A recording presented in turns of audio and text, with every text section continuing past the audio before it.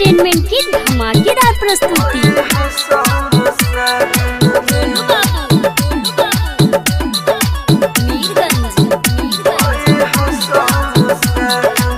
जिए के आशा मिटा देलू तू तो ऐसने सजा देलू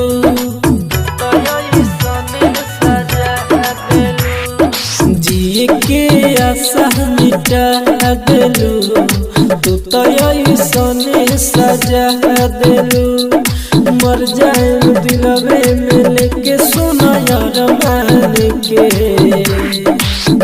मिलब शमशान में तो ओए हो शमशान में मिलब शमशान में तो ओए हो शमशान में Golu Babu mix by AG recording studio Mirganj.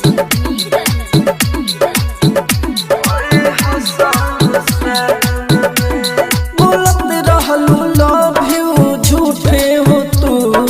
छोड़ा पीठ पीछे तो मर देलू तू हो बोलत रहलू लव यू झूठे हो तू छोड़ा पीठ पीछे तो मर देलू तू याद आई तो भुला जई हो मिलेला कभर पर जई हो याद आई तो भुला जई हो मिलेला कभर पर जई हो बसल रहलू तू हमारा हो हर एक प्राण में मिलब शमशान में तो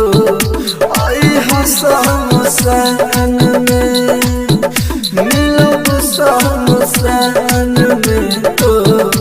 आई हो शमशान में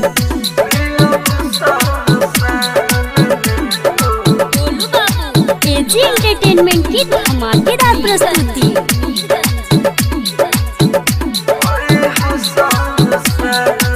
कहलू हाथ रे नानी दर्द के भरा तोहरे नाम के से नूर मंगिया में भरा हो कहलू हाथ रे नानी दर्द के धरा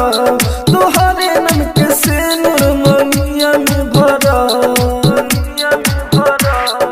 राज राजधानी के भइलू हो कसम तू झूठा खइलू हो राज राजधानी के भइलू हो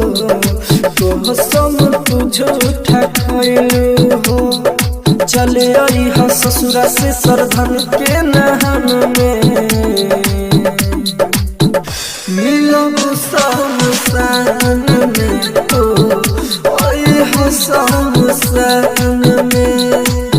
मिलब शमशान में तो ओए हो शमशान में mix by AG recording studio Roshanpur Sapaha.